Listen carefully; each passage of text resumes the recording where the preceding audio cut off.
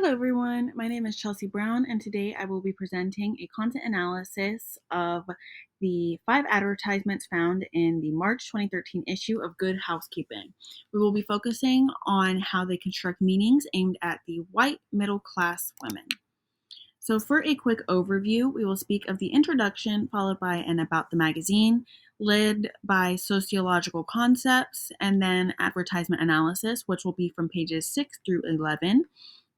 Next would be the patterns across the ads, followed by sociological reflection, ending off with a quote, references, and a thank you.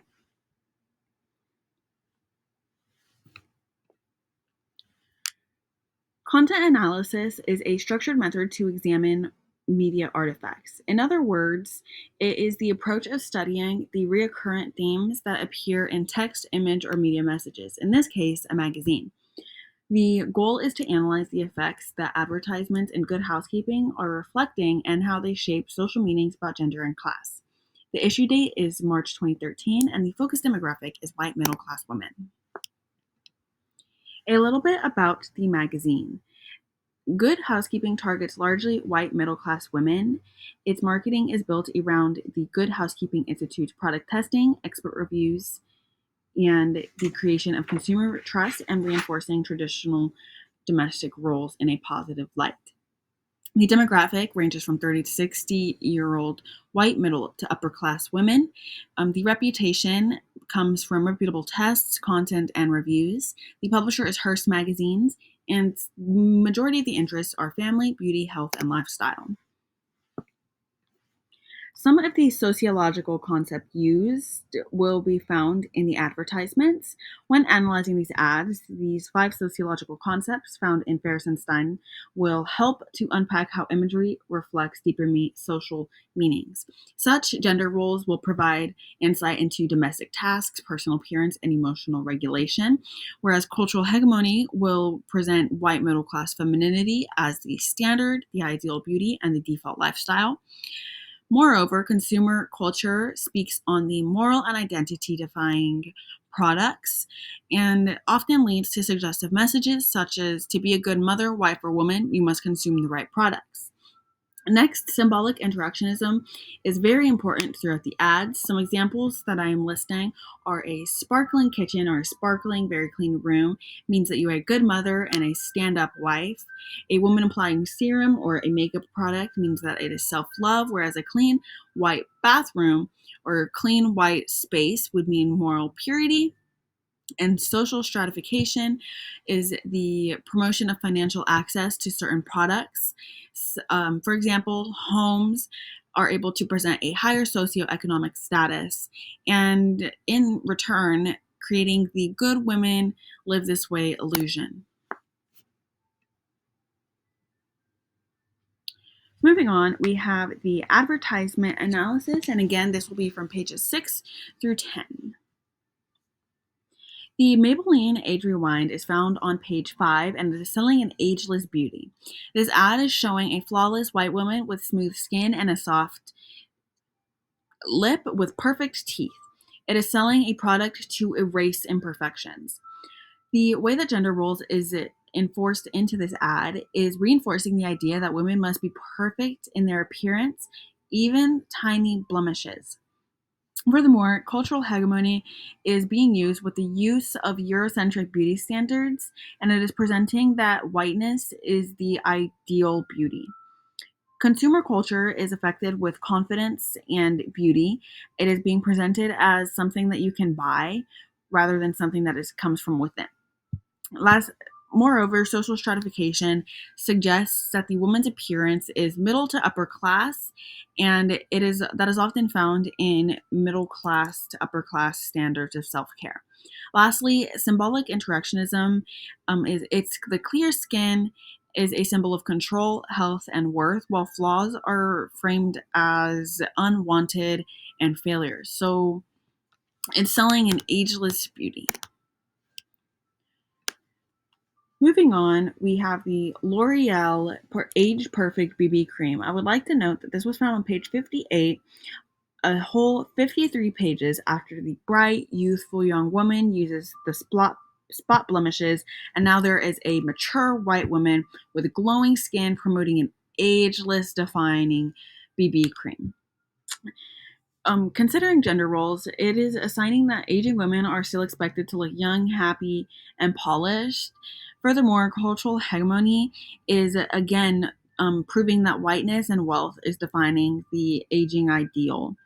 Next, consumer culture. The product is not just selling skincare, it is selling youth, confidence, and success. Whereas social stratification, the ad is assuming that access to time, money, and beauty routines will create the ideal lifestyle in a woman. Moreover, symbolic interactionism means that her glow is becoming a symbol of value, a symbol of strength, and a symbol of self respect, but only through consumption.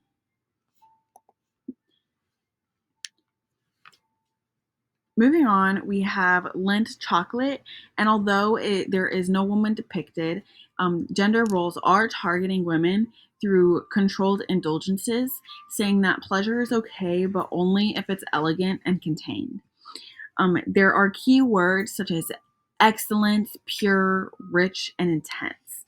The It's not selling food; it's selling emotional escape and identity. Whereas with cultural hegemony, the dark tones, the minimalist design, and luxury framing are signaling upper class and white sophistication. Moreover, the social stratification, there is no affordability cues. This chocolate is for those who belong to elite tastes. Lastly, the symbolic interactionism. The chocolate is standing for pleasure and class and emotional fulfillment. It is not just standing as a snack. Moving on, we have the Dixie Ultra paper plate ad. In this photo, you can see a white mom preparing food in the background while the dad and the son are sharing a moment in the foreground. The gender roles presented are that the mother is literally and symbolically in the background serving. Men are at the forefront enjoying their time and displaying strength. The cultural hegemony is presenting that a white middle class family is shown as the normal and ideal household. Whereas consumer culture is suggesting that the plate is symbolizing family strength and unity, and that it's made possible through brand loyalty. Whereas social stratification means that the clean, spacious kitchen and abundant food suggests economic comfort. And you can tell that from the kitchen, from the large amounts of food, the clean clothes, the clean haircuts. Concurrently, symbolic interactionism, the plate, the child's flex, and the father's smile are symbolizing pride, legacy, and belonging, all wrapped up in a paper plate. Lastly, we have a glamorous woman washing her dishes joyfully while her family is causing chaos behind her. The woman does the cleaning, stylish and smiling through it, suggesting women should enjoy the housework. The polished white middle class family is shown as a fun, controlled chaos under a woman's care. Um, the product for consumer culture is promising not relief but emotional satisfaction through scent.